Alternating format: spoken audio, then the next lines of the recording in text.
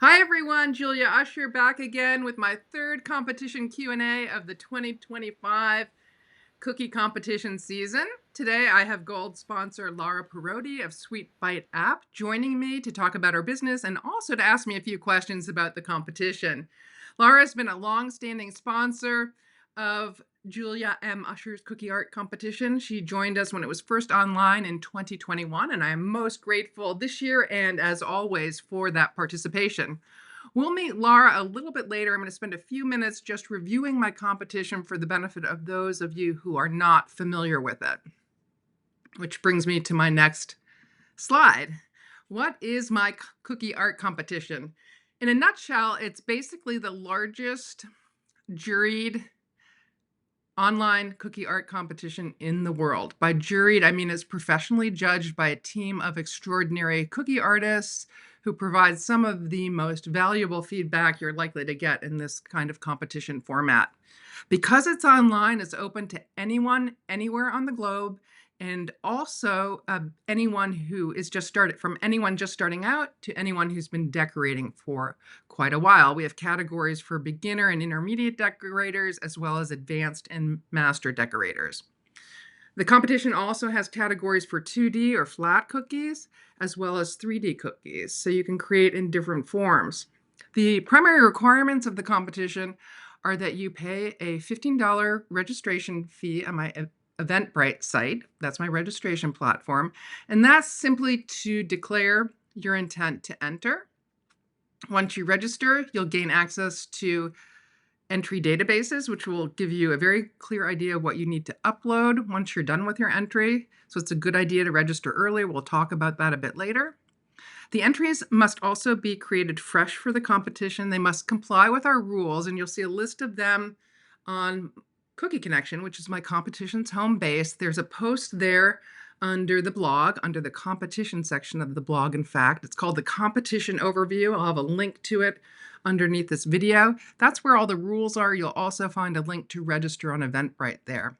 So your entry must comply with those rules, and most importantly, it must fit the theme of the year. This year, the theme is Nature Symphony, which I think provides lots of room for beautiful cookie expression and theme interpretation.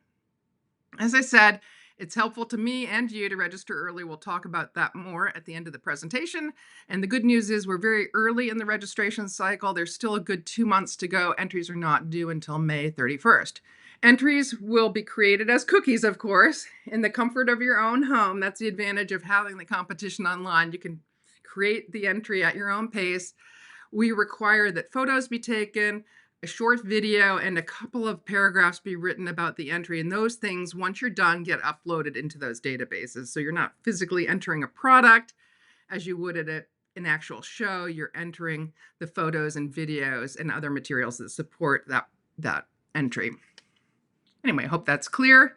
If not, questions can always be asked of me by emailing sweetlife@juliausher.com, putting them in the comments under this video, or putting them under the competition overview on Cookie Connection. As I mentioned, the schedule, key date for entering, uploading those materials into our entry databases is May 31st at 5 p.m. Central Time. If you want our judges' feedback, which is really one of the primary benefits of competing, you also have to state your desire to receive that feedback no later than May 31st. You can actually request it even now simply by emailing me at sweetlife@juliausher.com. I had a chat with Missy Clark, another gold sponsor, last week. We did a similar video. You'll find that on Cookie Connection. In that interview, we talked a lot about the feedback process, how it works, how much time it takes, and more importantly, what type of information you get back. I actually shared a sample disguised feedback form there that I think you'll find incredibly interesting if you're planning to enter.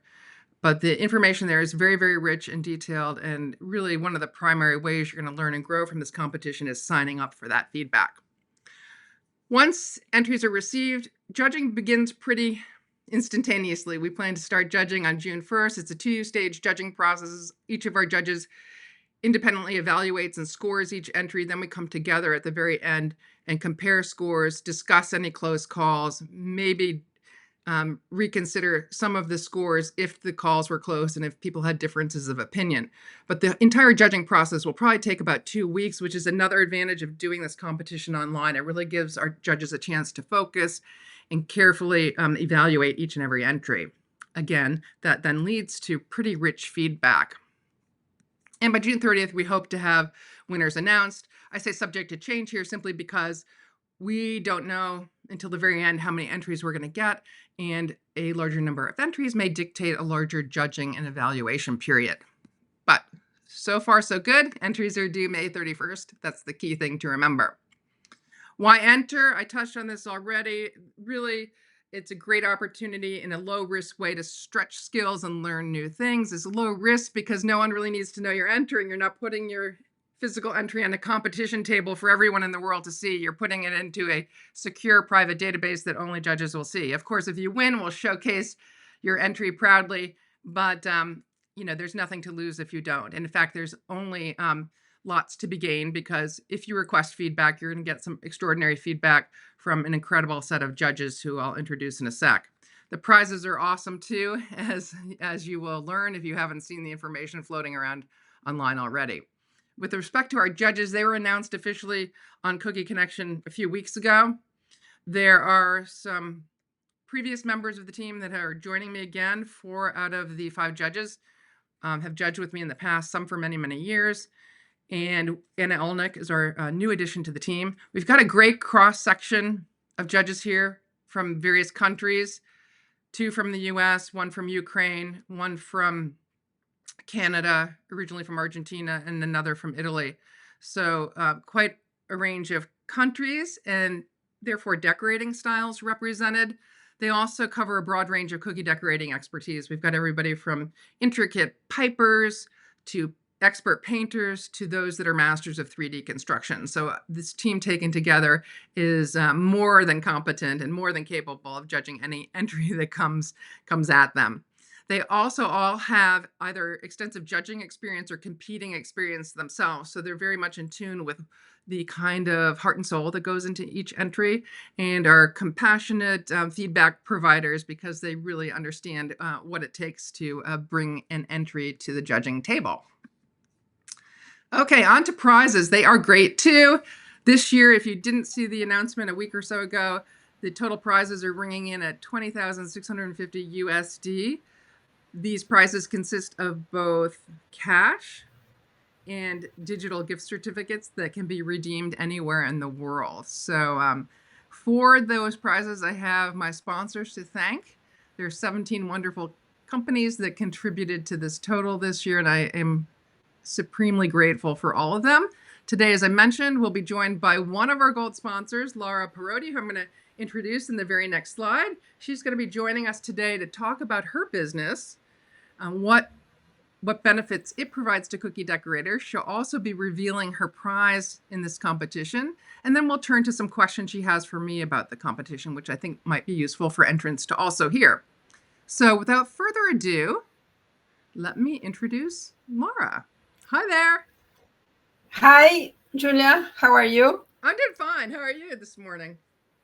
I'm fine. You're joining us from Sao Paulo, Brazil, correct? Yes, São Paulo, Brazil. And what's the weather like there today? It's much colder than here, right? We're just getting into spring. Oh, we are trying to go to. We are in autumn. It's a little bit cold, but today we have a very, very, very big rain at this moment. Yeah, we've had our fair share of that too. Today we have a sunny, beautiful day, so I'm excited. I'm going to be out planting my planters after we conclude this interview. At any rate, I wanted to thank you for being a sponsor, not just this year, but ever since. Hey, wouldn't you know it? The next door neighbor is leaf blowing. So if I'm distracted, there's a lot of noise going on behind me because they're cleaning up. They're doing spring cleaning in the yard next to me. I thought it was my guys, but it's the guys next door. At any rate, I want to thank you. You've been so generous with your prizes over time, as you are this year. And this competition really wouldn't exist without sponsors like you. So I thank you so much. I am going to ask you at this point to give our listeners a little overview of how you launched your business and what it is. And then I know you've prepared 4 more detailed slides that we'll review with people as well. So just let me know when you're ready to turn to that first slide. I'd love to know when you started your business, and what prompted it. Yeah, well, I start doing cookies in 2014, 2015, and suddenly I have a lot of cookie cutters, and I lost a lot of time looking for my cookie cutters and knowing what I have and what I didn't. So I realized this is a pain that a lot of cookie decorator has. So I draw this app. I also bought um, a bond cookie cutters, and I was looking for, and when I arrived at home, I have the just the same bond, the same Oh. cookie cutter. So I realized that I need something to don't duplicate, don't buy duplicated, and easy to find what I have in each bin and everything. So this is where I draw the app and launched a while ago. So you have an IT background, which allowed you to develop this app called Sweet Bite App to organize cookie decorating Yes, tools. So that's kind of an interesting story that you were able to marry a previous background with your love of cookies to create this business. Do you have anything more to say about that? I always find that fascinating when people marry their passions to create something new and different. yeah, I am a IT girl, and this is something that I think it never our background never leave us. So everything that we learn and we incorporate on new jobs or new passions and organize everything from this point. Mm-hmm. This is real. I'm going to move to your next slide to give people a more in-depth sense of how your app functions, if that's all right with you. Actually, your other you might have covered everything in this other slide, but if you have anything to add to this, then we'll move on to the next slide. No, yeah, this the app helps with the inventory from any kind of items that you have: cookie cutters, stencil, molds, brushes, paint, everything that you have, you can put on the app. You can put that you have more than one, like brushes, if you want.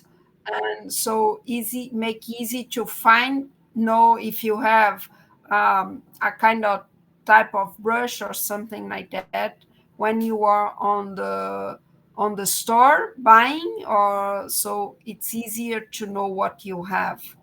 Yeah, or even to It's an prevent you to go from going to the store again to get it again. I mean, I can't tell you how many times in the heat of the moment when I've been under the gun to get a project done by a certain time, and I'm thinking, I know I have that stencil, I know I have it, I know I have that cutter, but I have no idea where it is, where this app would have come in truly handy for me, yes. so yeah, I love the concept of it, and I need to get it going myself. I'm going to ask you some questions about how to do that, because got a I've got a lot of stuff accumulated over time. So, how to get into the app if you're in a similar situation, not just starting out, will be interesting for me to hear. But first of all, let's talk a little bit more about how it's structured and works, which brings me to your second Yes. slide.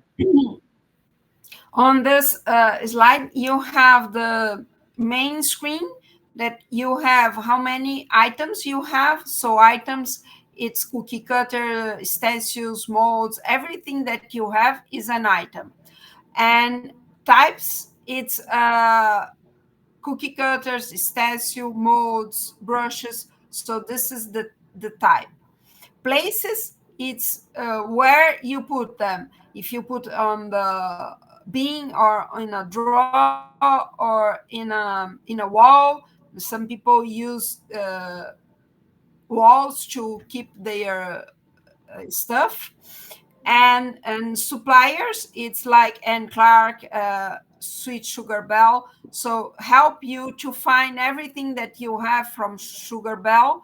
And you can look for the search in the app, in the mobile app. It's very strong, so it's easy to find every kind of thing for type, for places. So I want to know what I have at bin one. They will the system will show you what you have in bin one. And materials is stainless steel, 3D printer, plastic, silicone, and everything that you can have for materials for each uh, item. Okay, so And if I'm adding an item to this, say I have a stencil I want to add, I have the ability to catalog it by type of product. So if it's a stencil, I could search for all stencils. If it's cutter, I can search for all cutters under types, and they'd all come up. yes, But as I'm entering, I'm tagging things. I'm entering things like what type of product it is, where I'm locating it or storing it under places, who made it, and what it's made of. And then you're saying that I can search on any of those parameters later to pull it up. Now, are there yeah. other things you can add to each entry as you're entering them? And what do those things do? Such as I'm seeing some tags on the right hand side here. Yes, you can put tags, and the idea of tags is because something goes to when I started, we put the beans with names like Easter, Christmas, and birthday and newborn and so on. So nowadays I use bean by number. So I want to know if the rabbit, where is the rabbit, and the rabbit can go by animals, or you can use it in the Easter. So you can put in the tags what you want to use that cookie cutter or stencil or everything. And another thing that you can put on the each item is the size. So you can know if you use any kind of formula to know how many dough or how many icing you need. You have the size of the cookie cutter to help you to organize how many dough Oh, okay. or icing you need to do. Okay, so and that information, just looking at this, the graphic to the right here that has the pictures of the items, where do you enter that? Where do you enter the size information? Is it under those triple dots? Do you click on Yes, that? under the triple dot, Mm-hmm. you open the item. Inside the item, you can put this information, where it is, where it is, what form is, who made it, and you can put the tags, and you can put extra images. Nice. And then once everything's properly cataloged, you have the power of the search button, that magnifying glass icon in the upper right, which allows you to put in anything. It could be a type of product, it could be the place where it might be, it could be the material it's made of, it could be one of the tags, and it will pull up everything associated with. Yes, Yeah, that is really powerful. I love it. yes. Anything else you want to add here about how this works? Oh, you can look like the list, or you can have on the tree the other image. You can put in side by side, so that you can change the form you see everything. Okay, interesting. Okay, terrific. I'm going to move to your next slide, which I believe is what people have been saying about the app. You've obviously gotten some great feedback. Do you want to add anything here? I have some Yeah, questions for you too. I draw the make it easier. So it's nice to have this kind of deposition, that it was voluntary. I didn't ask for of this.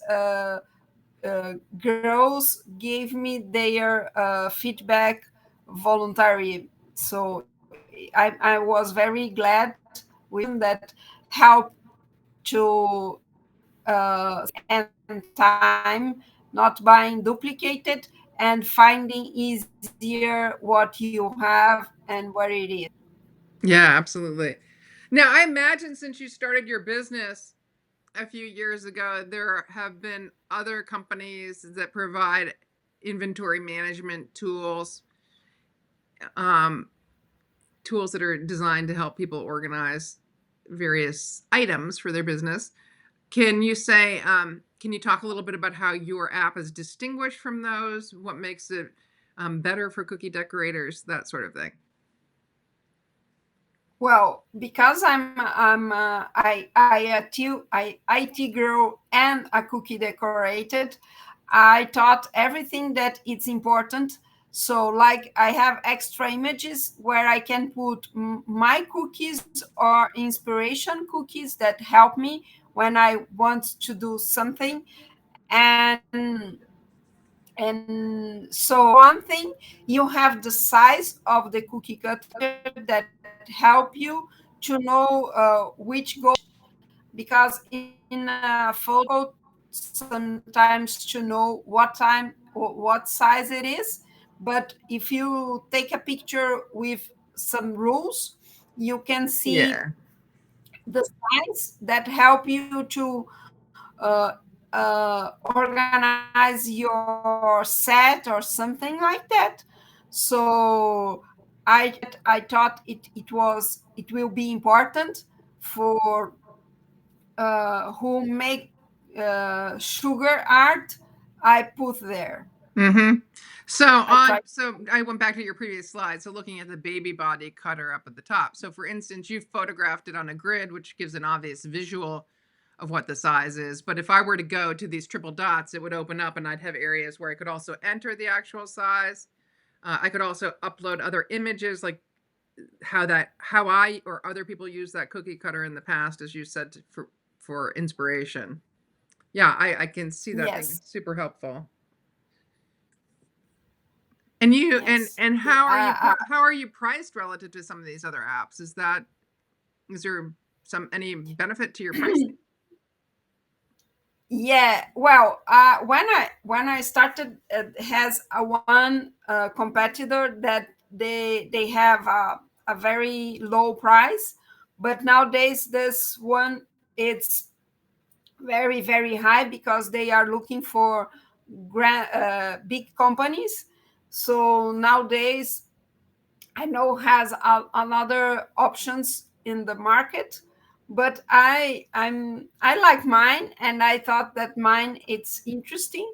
Nowadays, I have more than 5,000 downloads from the app, Wow. and Yeah. I know that I have more than 500 people that are using the app. Yeah, that's a great testament to how useful it is for cookie decorators. So congratulations on that. Now I've moved on to your fourth slide, which gives people a little bit of an idea as to how to reach you. Can you talk about that a little bit? If they want to get this app now, like how would they do that? Oh, you can go to website sweetbiteapp.com, where you can download the app, or you can download at the Apple Store or Okay. Android. A moment,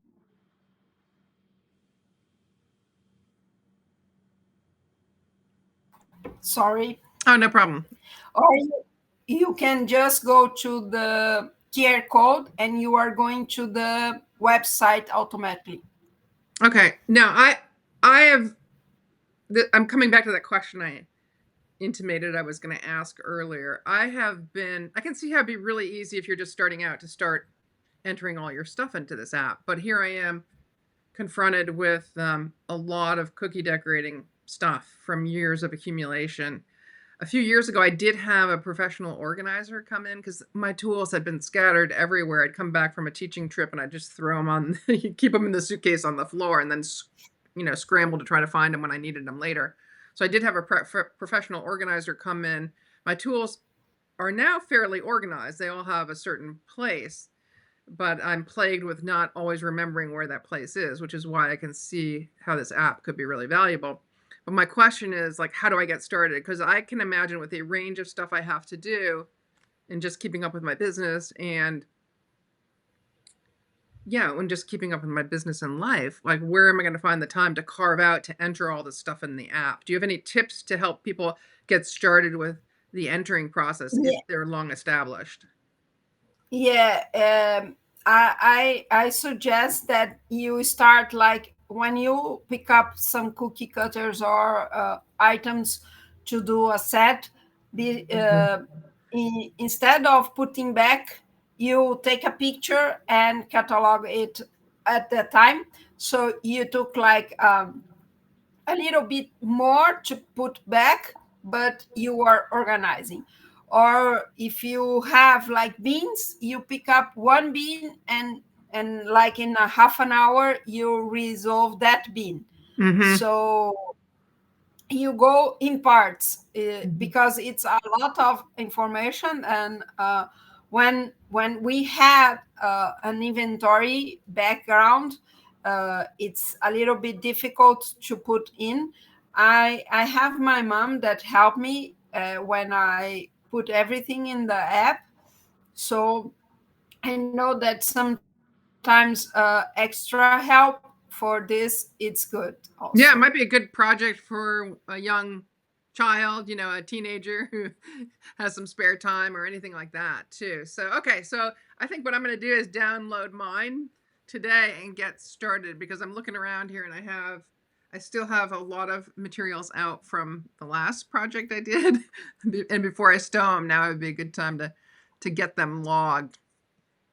Okay, Yeah. so we can find you in many different places. I also want to move to the next slide, which talks about Lara's prize in my cookie art competition.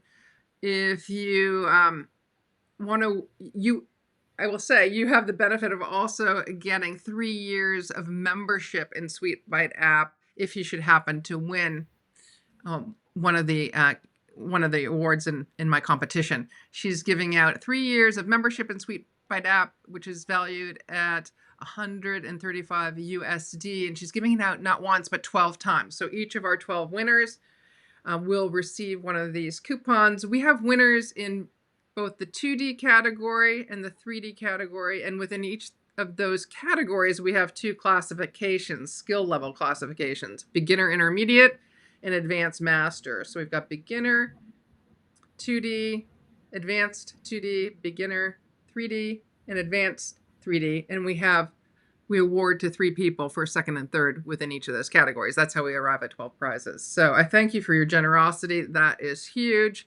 And I know people are going to love it. Of course, if they don't want to wait to enter, they can run off and get your app in any of the areas that you just mentioned.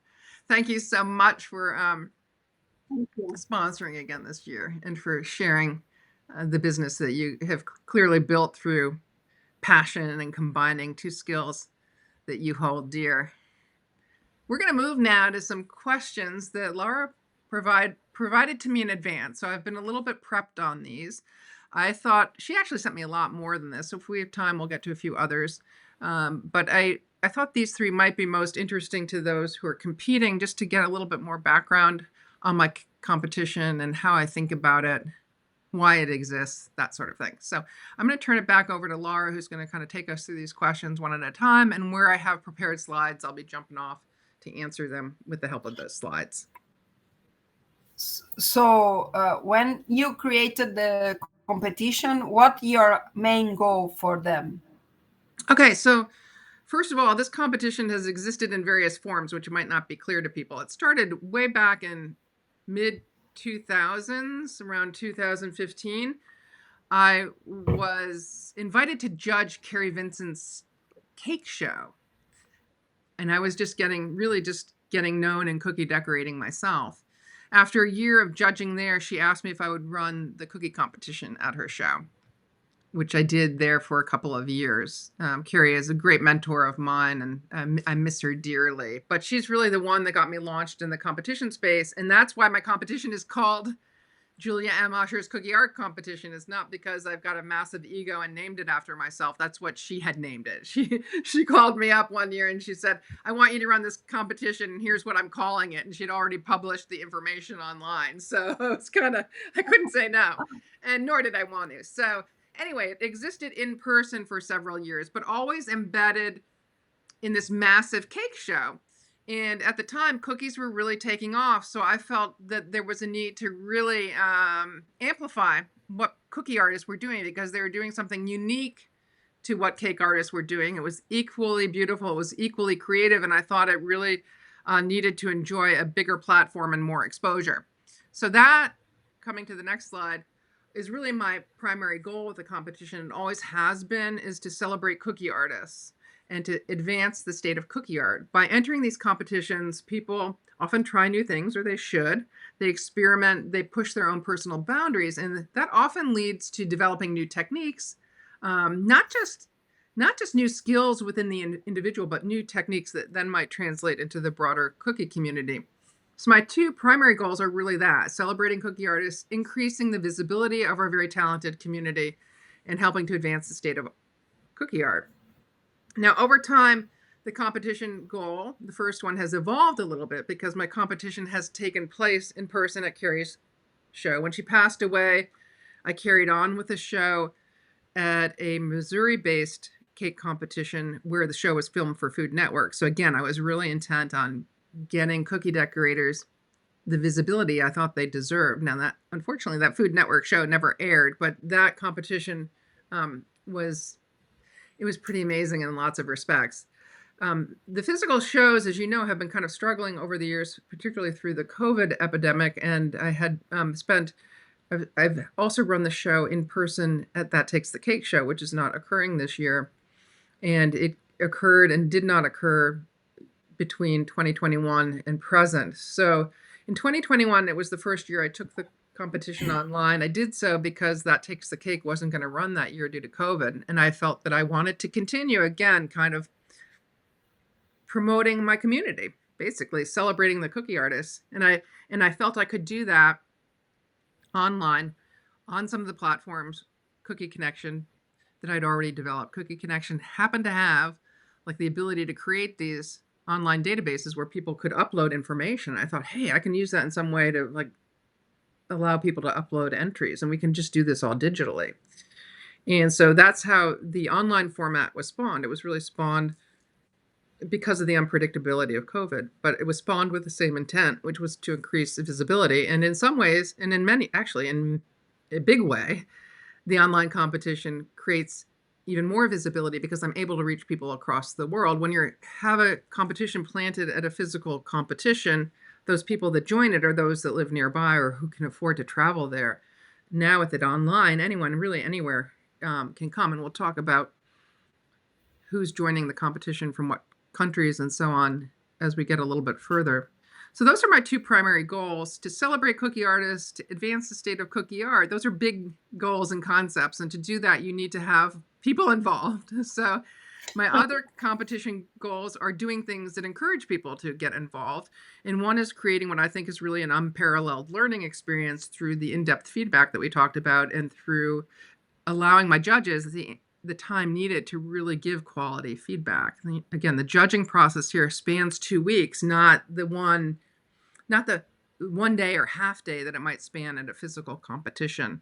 And of course, I know what kind of time, and time is money, goes into some of these entries. People also pour their heart and souls into them. So I feel it's really important to award those people that have really risen to the top in the competition. So I spend a lot of time at the start of each competition season soliciting sponsors. It's a 1 month long process for me, on and off.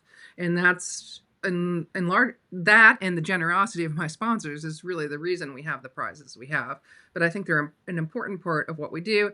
They are so big, I worry at times that they diminish, they devalue the learning part of my competition. Really, I want to underscore that the learning part is what I hope people take away from the competition more than the prize money. If you enter and don't win, that's a shame. You have an opportunity to do so next year. But what hopefully occurs is that you've learned a lot that positions you to win the next time, or that you've learned a lot that just helps your cookie decorating in general. So those are my goals. Hopefully that's clear. Any other questions? No. Okay. This, what was your next question for me? You got some very businessy questions. Yeah. How the competition doing vis-a-vis, and I think you answered this. But you have some measures from Yeah. the success from the last year to this year. Okay. Yeah, I do. You've seen some of those slides that I prepared in advance. So I would say my measures of success are very much related to my goals, right? You know, if my goals are something, I have to be measuring my progress to those goals in some way that relates to them. Um, so my measures of success are really participation in order to recognize people globally, in order to really shape the way people look at cookie art in the community. I have to have people involved with it and having a good experience from being involved in the competition. So the key metrics I look at are participation, meaning number of registrants or entrants. I also want to impact people globally. So I also track non US participation or international participation each year. You mentioned non North American participation. More often, I've pulled stats in the past that relate to who's not from the US. So we'll talk about that a little bit. And of course, another measure of success is how well I've served my sponsors, right? Are they getting the visibility they need in order to continue to put incredible prizes into this competition? Or do they like being associated with it enough? Do they think the mission of it is important enough to continue to support the competition? So my primary metrics really are participation, both entrants and sponsors. And the sponsor participation, the most direct metric is, how are the prizes doing over time? So I am pleased to report that registration, we're still in the early stages of the registration cycle, is up 146% over last year at the same time. So I look at my reg numbers at the same time in the registration cycle. And so we have more people signing up sooner this year by a long shot. And that's terrific for me because it allows me to plan the judging process. If we're going to have an extraordinary number of entrants in a certain year, I need to allow more time for judging. I need to allow more time for writing feedback. And there's also benefit to entrants in registering early, which we'll talk about on the very last slide. So I'm really psyched about that. Our non-US registrants, that's anybody who registered outside of the US in 2024, that was about 43% of our registration pool. And right now in 2025, we're running slightly shy of that at 41%. But as I said, we're still early in the stages of the registration process, so that could easily change. As far as prizes go, I believe they remain the industry's best in the business at $20,650. They're a little bit down from last year in total, but quite comparable. And again, I think standard setting in that regard. So I'm pleased with that figure. What's different this year is our cash participation is higher. So this is the cash piece of that 20,650 is $9,600, which gets divided by 12 people, everyone. So everybody who wins gets a substantial cash prize. That's a record level for us, as I said. I thank my sponsors for that. Cash is always a nice thing because people can use it however they want. But as you saw with Lara's prize, the gift and product prizes are also quite substantial and valuable. So on all metrics, I'm feeling pretty good this year. This 43% might not sound huge. I mean, maybe it could be 50%, maybe it could be 60%. For me, the more important thing is I get the total numbers up and increase the reach. But I will say that this 43% that we achieved in 2024 is a pretty significant uptick from what we saw when I first took my competition online. Again, I didn't really measure international participation when the competition was on the ground because most people weren't coming from other countries. I don't know too many people that came from other countries in those circumstances. But I just want to come to this slide, which I actually created at Lara's request when I last interviewed her last year. She asked a similar question. And here you'll notice at the bottom of the slide that registrants in 2021 and 2022, those were my first 2 years of having the competition online, came from 15 countries in 2021, 17 in 2022, and the non-US participation went from 34% to 42%. This in 2024 it was 43%. So there was a marked increase in international participation between the first 2 years of it being online, and we're seeing continued increases, not as significant as we move forward, but in general the trend is up, and I think that's a really good thing. What do we do to facilitate that? Some people, I don't know if many people know this, and possibly they should. Maybe the international registrations would even be higher. But the rules on my site on the rules for the competition sit on my site Cookie Connection. They're in the competition overview post. Again, there will be a link under this video. The rules appear at first glance to be in English, but if you go to the bottom of any page on Cookie Connection, there's a Google Translate button and you can translate the entire page to your own language. So if people didn't know that, I'd encourage you to use that tool to translate the page and read it in your own native language, because it'll take the intimidation factor out of it. That post is rather long, but it's not intended to scare people. It's long because every single rule is laid out. Not only the rules, but how we judge is clarified. Schedule is clarified. We don't want people to be surprised by the process. We want everybody to feel like they're on equal footing and have all the same information when they start the entry process. So again, pages can be translated. The Eventbrite registration page is in English, so that might pose some issues for non-English speaking people. However, the information in the description is very much, it's a subset of what's on Cookie Connection. So if you've read the Cookie Connection post first, you have all the same information repeated on the Eventbrite platform. All you really need to know is what buttons to push to register. And if anybody's having trouble with that, they can certainly contact me and I can guide them through it. So anyway, I'm feeling pretty good about where we sit in terms of competition meeting its goals. Of course, there's always room to improve. And if you, Lara, or anyone else who's been actively involved in the competition or even watching it from afar can think of ways that I can better achieve these goals, I would certainly be open to it. And again, welcome that kind of feedback at any time, before, after, during the competition at sweetlife@juliausher.com. Any other questions for me? I know you had a couple beyond what's on the slide. No, I don't think. I think you gave us a very wide information about the goals, and something that is like me, because I'm a non North America. It's interesting to know that it's worldwide, and because it's online, it's easier. And another thing that it's interesting, like you said, it's online.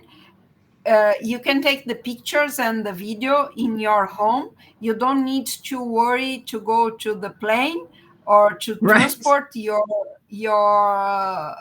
piece from your town to another town. So if you need to take a plane or something like that, so online it's easier. Yeah, I mean, there's a huge fear factor in transporting an entry that you poured yourself into on a plane or in a car. I tell you that, and same thing with, transporting any wedding cakes or anything else you might be making for your business. It's the same kind of panic and fear. So this competition eliminates all of that. We do ask for a video. Yeah. You asked me a question too that's not up on the slide about technology and any advancements or concerns we might have about technology. I feel like the technology basis right now for the online competition is working well. The databases are the primary technology aspect. People have to upload to these secure databases.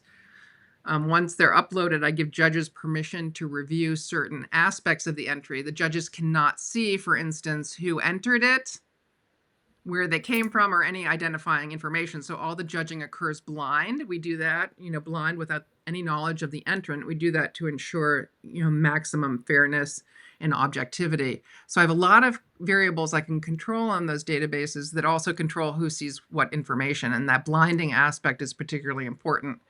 We also asked for a video, which we're able to upload. We do have some upload constraints on those, which are important to read before you upload the videos. And the photos can't be more than 100 megabytes a piece. So that's a very short video. It'll just be like a complete view of your 3D piece. If it's a 3D piece, it'll be different angles of your 2D piece if it's laying down. But we asked for the video for a number of reasons. A, it just gives us an better overall picture of the entry.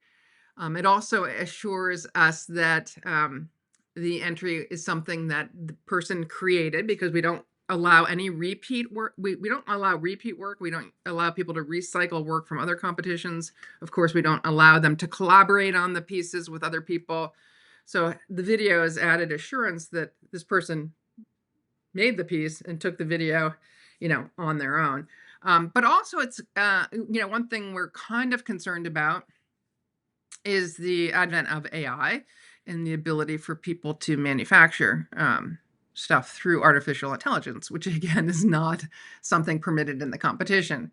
So the video is also a bit of a safeguard against that, because it's much harder to construe a video from AI. It's getting easier, but it's much harder to construe a video from AI that also coordinates with the many other photos that people have to submit. They're typically anywhere from 8 to 10 other photos that we ask people to take of their entry. And if we see that, one or the video or the photos don't align with one another as a whole, it's a pretty easy flag that the piece might be artificial intelligence. We also happen to have somebody working in AI professionally.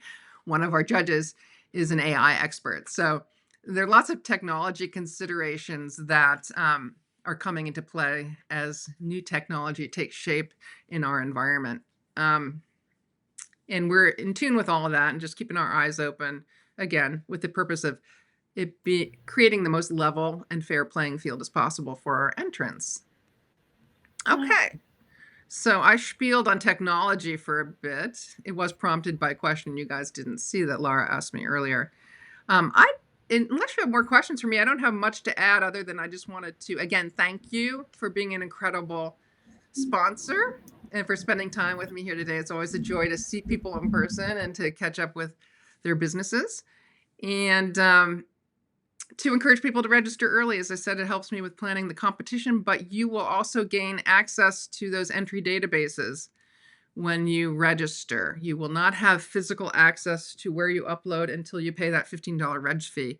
And I actually encourage people to get into the entry databases before they even start designing their piece, because it'll give you all the details about what it is we require. So for instance, we require some work in process photos.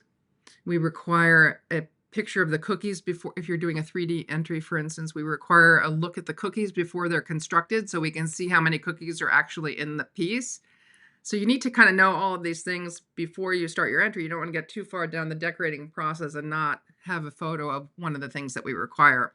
I do spell out these requirements in written form in a link at the bottom of the competition overview post, but I think there's really no substitute for actually getting into the databases and seeing how they work.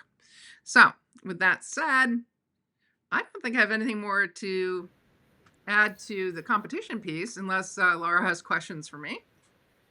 No, I think we have a very interesting chat, and I'm thank you for this opportunity, and thank you for make the cookie decoration going widely and creating this opportunity for more people to show them their work and increase the ability and everything. So it's very interesting, this opportunity for everybody. And thank you very much. Thank you. And I got to thank everybody that supports the process, including my sponsors and also my judges. I will say that the process is entirely volunteer. So you will have noticed that none of my goals related to this competition involve me making any money. It's completely anything we bring in terms of sponsorship donations goes directly back to the prize winners. So it really is kind of generated from the heart and soul and the love of cookie decorating, and that extends not just from me but also from all of my sponsors who contribute, and also all my judges who put in a ton of time, not only during the judging process but in helping me before we even launch the competition and developing theme, tweaking rules, and doing all of the other kinds of things that surround the setup of a competition. So I thank everyone. I look forward to seeing how the competition unfolds, to seeing all of the entries, and I hope you have a wonderful day. Thank you.